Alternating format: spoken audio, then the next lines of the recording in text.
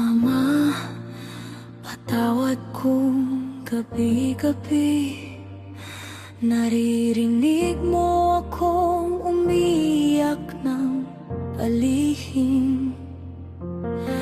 Pinilit kong ipaglaban ang tao,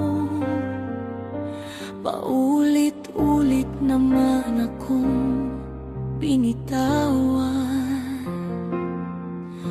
Akala ko noon kapag mahal mo, kahit masakit, kailangan mong tiisin.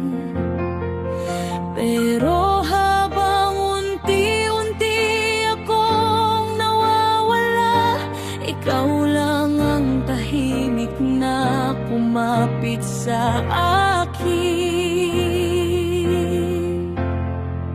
Hindi mo tinanong kung bakit ako mahina.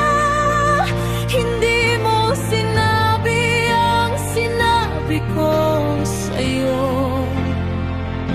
Hinaplos mo lang ang sugatan kong puso, habang durog na durog ako sa pagkatao ko.